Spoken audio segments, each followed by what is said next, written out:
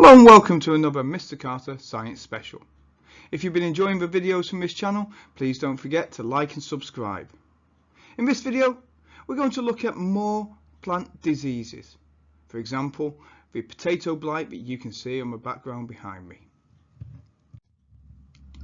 Don't forget to keep your eye on the learning outcomes as you go through so you can follow along with your syllabus. And let's get going. So plants can often suffer a variety of diseases, and plants are very vulnerable to disease causing agents, for example fungi, bacteria and microbes. But plants can also be attacked by insects. Now insects can cause a lot of damage to plants, and that's a bad thing for the plant because it will reduce the ability of the plant to transport nutrients or carry out photosynthesis or produce large amounts of leaves and have a healthy growth. So insects can act as pests and as vectors spreading pathogens. And two examples of insects which cause a lot of damage to plants are aphids and the nematode worm. And we're going to look at each one in turn. So you can see on the diagram here, we've got a ladybird, but we've also got a large number of these tiny little flies known as green flies. They're also called aphids. Now aphids will bite into the stem of a plant, breaking open the phloem tubes that transport sucrose sugars, and then the aphid will feed on the phloem sap. Large numbers of aphids attack at once, and this weakens and damages the plants. But more importantly, the aphids can also act as vectors transporting pathogens, and we'll talk about that later. So how can you control an outbreak of aphids? Well, aphids can be destroyed using chemical pesticides or biological controls such as the ladybird.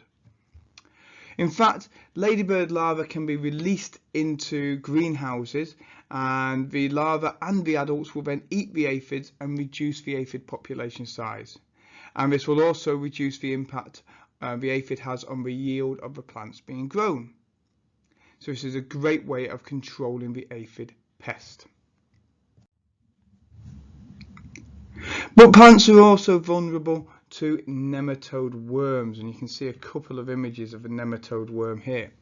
Nematode worms live in the soil and they feed in and on plant roots. And this damages the root so the plants cannot absorb water, and they can't absorb minerals, so the plants cannot grow properly. Again, this is a large cause of damage to plants, and it reduces the yield of crops that farmers are trying to grow.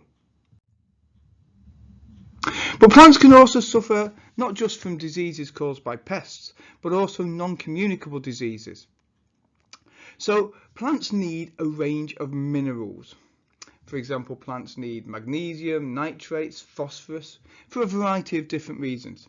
Magnesium is needed by plants to make chlorophyll and therefore prevent a disease known as chlorosis.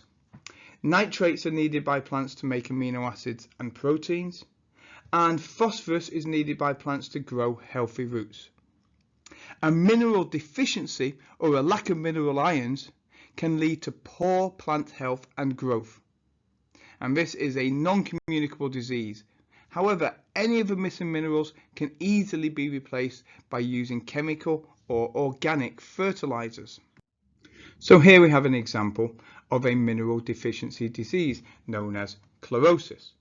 We've got two leaves from two plants. On the left, a plant grown without magnesium. You can see that the leaves are yellow in colour with very little chlorophyll being produced. This is known as the disease chlorosis. And on the right, we have a leaf from a plant grown with magnesium. The leaves contain a large amount of chlorophyll. They're able to absorb a lot of light and carry out lots of photosynthesis, producing a lot of glucose, which is used by the plant for growth. A very healthy plant. Here's another example of a mineral deficiency disease. And remember please that mineral deficiency diseases are non-communicable. They cannot be spread. On the left we have a set of plants which are being grown without nitrates. You can notice that the leaves are very small and stunted. They have a very small surface area for capturing sunlight, so the plant cannot photosynthesize effectively. On the right, where we have nitrates present in the soil, we get large healthy leaves with a large surface area for capturing sunlight, and the reason for that is that nitrates can be combined with glucose to produce amino acids, which are used to form proteins which are utilized by the plant to grow larger leaves. And our final example of a mineral deficient plant is plants grown with and without the mineral phosphorus. On the right, you can see that the phosphorus is absent and we have unhealthy roots with a small surface area, so these are very poor at absorbing water and minerals. And on the left, we have plants grown with phosphorus present. We have healthy roots with a large surface area, so these roots come from a plant which will be much more effective at absorbing water and minerals. So obviously, whether a disease is caused by a fungus, a bacteria, insects, or even a deficiency in a mineral, detecting diseases quickly in plants is incredibly important. If you're able to detect a disease quickly, it will increase the effectiveness of any treatment that you have available to yourselves. It will also reduce the spread of disease between different plants. Remember that diseased plants can be treated and or removed to prevent the spread of that disease. So in this table here, we've got a range of different disease symptoms and the possible causes. So if you have stunted growth, this may be caused by a nitrate deficiency. Spots on leaves could be caused by a black spot fungus, for example on rose plants. If we have an area of decay or rotting on the plant, this again could be caused by a fungus like the black spot fungus, or indeed a potato blight, for example here. You may have growths, for example crown gall, caused by different bacteria species. This is almost like a cancerous growth on the stems of plants or the roots of plants. Malformed stems and leaves could be caused by an aphid or a nematode infection. Discoloration or a yellowing of the leaves may be due to a magnesium deficiency. A discoloration with a mosaic pattern could be due to tobacco mosaic disease. And the presence of visible pests, for example aphids or caterpillars, can also lead to very poor plant growth. Now, identifying plant diseases is not easy, but it is important to identify the causes of disease.